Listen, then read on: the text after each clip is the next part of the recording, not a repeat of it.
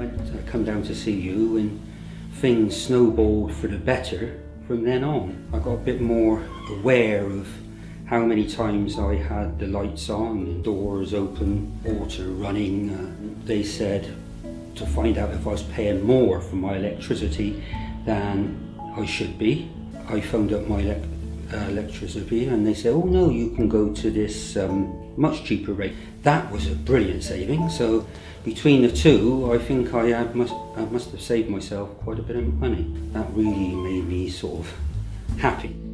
You came along and got the money backdated and started to receive the benefit that I hadn't been receiving for 5 years, thanks to you. Having that much extra money per week made a huge difference.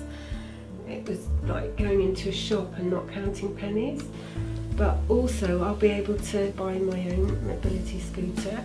I actually had the use of one for a weekend in July and it's an absolute must to my life. It's completely different than a car or a wheelchair. It's a completely different experience, totally different. You don't even think you're disabled, you just think you're on a motorbike or something.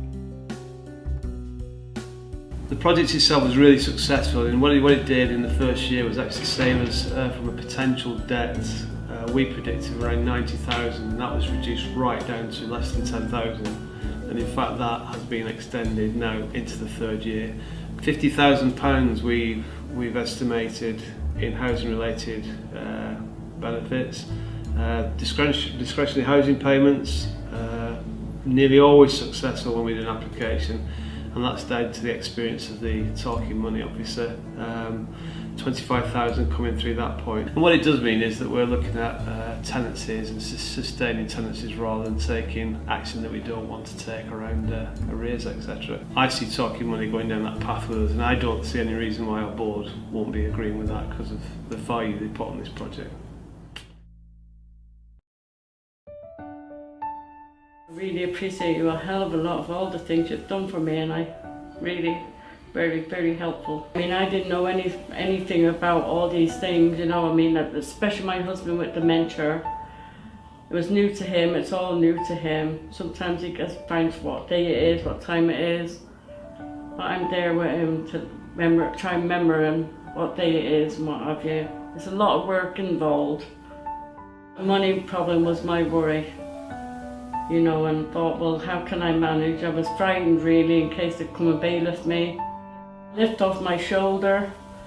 At least I can walk down the road now and I don't have to have the worry on my head to say, you know, people stop me say, you know you're going to close your house down for the debt you're on with the Provident business.